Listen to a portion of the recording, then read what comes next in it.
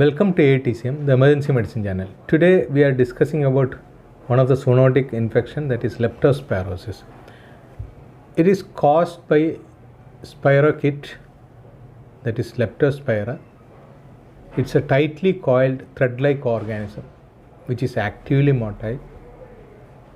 They include Treponema, Leptospira and Borrelia. The spirochetes are mainly coming under three important categories: Treponema, Leptospira and Borrelia. In that we are discussing about leptospirosis or Leptospira. This mainly spread through direct contact with urine or contaminated urine, blood or tissues that is infected with enamel. Reservoirs are rats or rodents. They are main reservoirs of Leptospira ectohemorrhagica. You can see here this picture. Rats or other animals contaminate water that will enter through the injured skin to the body, and it produces lot of complications like uveitis, meningitis, pericarditis, myocarditis, pulmonary hemorrhages, ARDS, jaundice, liver failure, renal failure. That kidney failure is one of the most important clinical finding of leptospirosis. So Leptospira is a zoonotic disease caused by Leptospira ectohemorrhagica. The reservoir is rodents.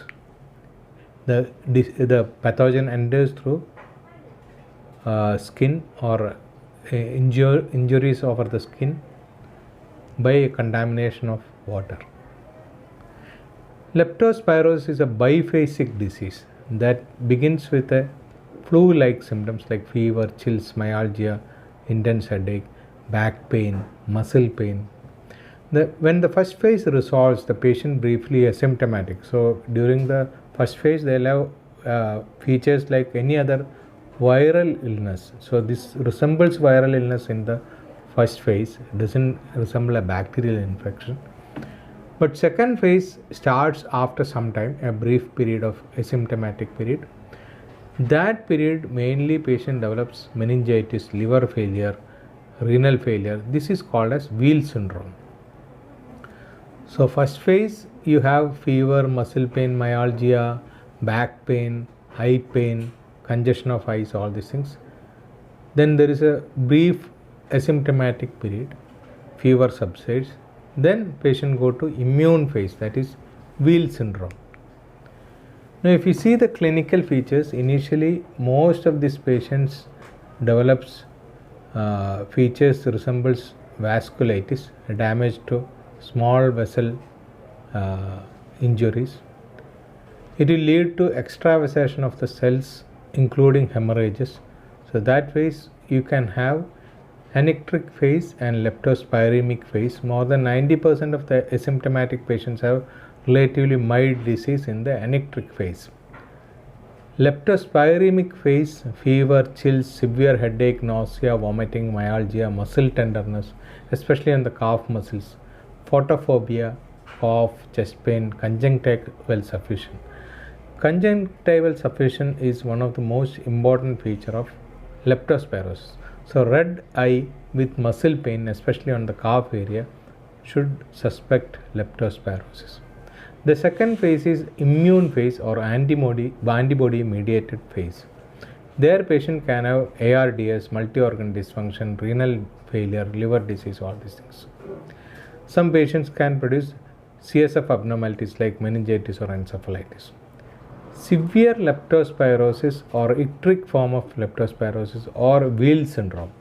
Here patient can have liver disease, hepatomegaly, jaundice, hepatic tenderness, liver splenomegaly, renal failure, pulmonary hemorrhages, ARDS, pericarditis, myocarditis, congestive heart failure, shock, rhabdomyolysis, hemolysis. All these things can be seen in this phase, that is severe leptospirosis or wheel syndrome. Now we can see the phases of leptospirosis. You can get anectric leptospirosis and icteric leptospirosis or wheel syndrome. Anectric leptospirosis, first phase, patient can have myalgia, headache, abdominal pain, vomiting, conjunctival suffusion, fever. Second phase, patient can have meningitis, uveitis, skin rashes, fever. And in the ectric phase, patient develops mainly jaundice and renal failure. Now, whenever we treat a suspected case of leptospirosis, we have to ask for a fresh urine sample for dark field microscopy. In that, you can see motile leptospira in the dark field microscopy. PCR can be detected in patients in early itself. Leptospira IgM that will become positive after first week. So, leptospira IgM is not a good investigation during the first phase of the disease. Patient can have elevated CBC, elevated WBC count. Low platelets are one of the most important feature of leptospirosis. Creatinine is elevated in the second phase of the disease or antibody mediated phase of the disease. Liver enzymes also can be elevated in hundreds. So this elevation will become thousands in the late phase of the disease. Severe multi-organ dysfunction, this may elevate. Otherwise, SGOT, SGPT will be in hundreds. Creatine kinase can be elevated in early phase itself. A patient who is having fever with severe myalgia, if creatine kinase is increased first itself, we have to suspect leptospirosis.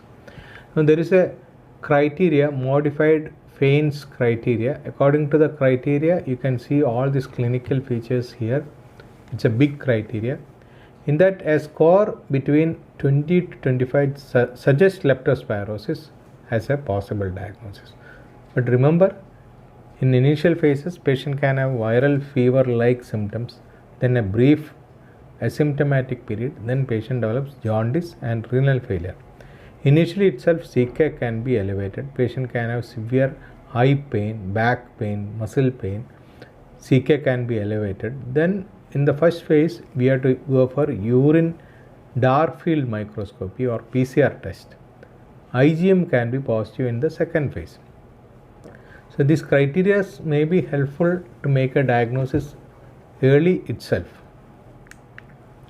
Now, once you diagnose leptospirosis or if you are suspecting leptospirosis, we have to treat first itself, because a single dose of antibiotic can kill all the leptospira in the body. But if you are late, if the patient go to immune phase, these antibiotics will not work because it's an immune phase. Almost all antibiotics can kill leptospira. There is no resistance documented. Doxycycline is the easiest one. The OPD basis treatment can be given with doxycycline, 100 mg BD for 7 days. Amoxicillin can be given or augmentin can be given. Azithromycin can be given. Penicillin can be given. Ceftriaxone can be given. Almost all antibiotics can be used against leptospirosis. So even if the leptospirosis is severe, there is no need to hike up the antibiotic. Whatever antibiotics is started from this group, that will be enough. Unnecessarily higher antibiotics should not be tried in leptospirosis, because immune phase will not be the antibiotics will not be effective. Any antibiotics will not be effective in immune phase of this disease.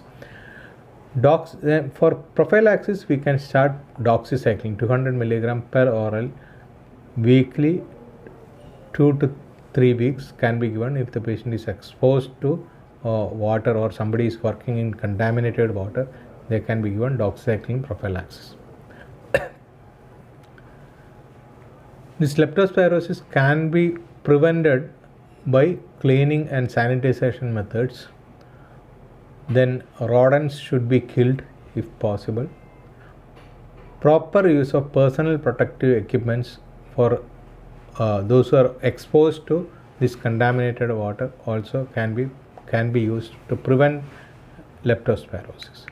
So we have discussed about one of the common zoonotic disease, that is leptospirosis. It is produced by Leptospira ectrohemorrhagica, and the main reservoir is rat.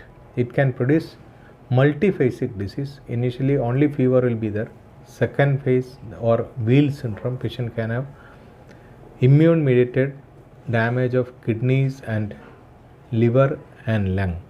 In that, the most important finding is hemorrhagic lungs. Like patient can have ARDS like pictures, but it will be full of blood. Lung will be full of blood. Lung hemorrhages are very, very complicated.